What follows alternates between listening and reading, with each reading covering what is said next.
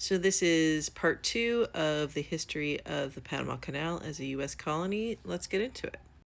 So when we left off in the last video, Colombia was forced to give up the territory of Panama to this new government, which was set up by the United States.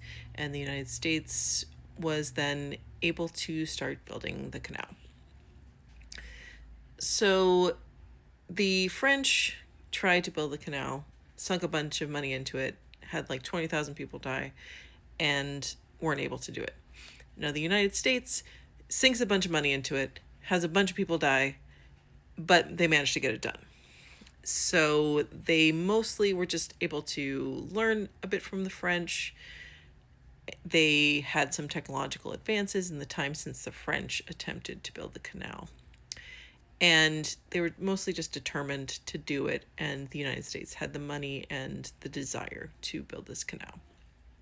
It was also the beginning of the 20th century, which was a time where people felt like there was a lot of promise in technology. There was a lot of enthusiasm, a lot of optimism around technology because there had been so many amazing technological and scientific advances in the last century. Like, people just felt like the United States, but also just humanity was making these inevitable progressive steps. And so they had the willpower to finish the canal, even though it was incredibly expensive and it did cost a lot of lives. So the United States finishes this canal. It was an amazing technological achievement. It made this young country seem like it was on its way towards being a world power. And the Panamanian government was like, great job on the canal. So let's talk about that profit sharing that you were going to have us do. And Teddy Roosevelt said, how about we just carve out a United States territory in the middle of your country and we'll just own that and we'll run the canal. And the Panamanian government was like, what are you talking about? That is not a good deal. And the United States said, oh, you think that's not a good deal? Well, I wonder what Colombia would say to that. I wonder if Colombia would like that deal, and maybe they can take this territory back.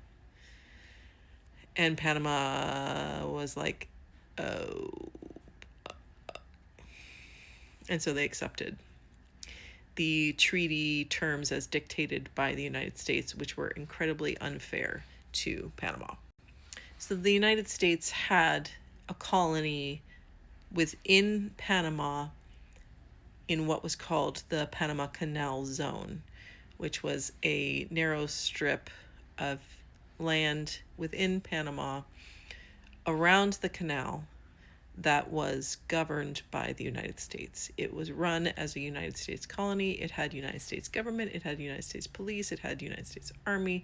It was all United States employees, United States buildings. It was considered to be a part of the United States. And the United States administered the Panama Canal and profited from the administration of the Panama Canal.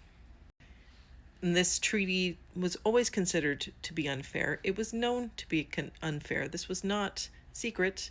The United States knew it was unfair to Panama, and they were like, good, because it benefits us. And we built the canal, so we're going to just keep it. And Panama was never happy about this, but they had sort of made a devil's bargain with the United States where they owed their existence to the United States and to the strength of the United States military. And they were now a small country in a very volatile region, and so they felt like they had to go along with what the United States dictated. Fast forward to the 1970s, when a general named Torrijos is brought to power in Panama through a military coup, a coup d'etat, and he is relatively popular with the Panamanian people, and he is reform-minded. So he wants to tackle this unequal relationship, this colonial relationship between Panama and the United States. He wants the Panama Canal to be returned to Panama. But he doesn't take his case to the U.S. directly. He takes his case to the United Nations. And he makes a very eloquent case that this treaty was unfair, is unfair, continues to be unfair, and that the United States has essentially made a colony of Panama. And this was a savvy political move because it made the United States look bad in front of the international community in a time when the United States was trying to win an ideological war against communism. Like, capitalism had to be seen to be the best system in the world. So if we were doing something unjust in front of the international community, like, we took it a little bit harder, I think, than we take it now. Essentially, we used to care what the international community thought. This was a while ago, obviously. But Gerald Ford, who at the time was running for the Republican presidential nomination, started making some hints that maybe he would be open to renegotiating the treaty, but then he was running against Reagan, who said, hell no, you can pry the Panama Canal from my cold dead hands, like, it's ours. So because Ronald Reagan had made an issue out of it, Ford kind of dropped it, and then Jimmy Carter ends up getting elected. Jimmy Carter makes it his mission to renegotiate the Panama Canal Treaty because he knows that it's unjust. And this was not a popular thing to do. This was not a good thing for him to do politically. It was just the right thing to do. And so he went ahead to do it because he did feel strongly that the United States should not be bullying this tiny nation. So Jimmy Carter's administration starts to negotiate a revised Panama Canal Treaty. And what they come up with is that the U.S. will transfer ownership of the Panama Canal to Panama over a 25-year period. The Panama Canal Zone, which is that territory that is owned and governed by the United States, will immediately go back to being Panamanian territory, as in there will no longer be a Panama Canal Zone. And that the Panama Canal will remain neutral, and that the United States will no longer intervene militarily in the canal zone. And that the transfer of ownership of the canal over the 25-year period will be administered by a committee that will have half Panamanian people and half people from the United States to figure out how to do this transfer from the U.S. to Panama. Now, this treaty was agreed upon by the Carter administration and the Torrijos government, but it had to be ratified by Congress. Every treaty has to be ratified by Congress. This is where we as the United States end up in a lot of trouble trying to get international treaties passed, things like climate change and stuff like that, because it has to go through Congress and get approved by Congress. And a lot of times what you can agree on as an administrator, as a presidential administration, is not something that Congress will agree to.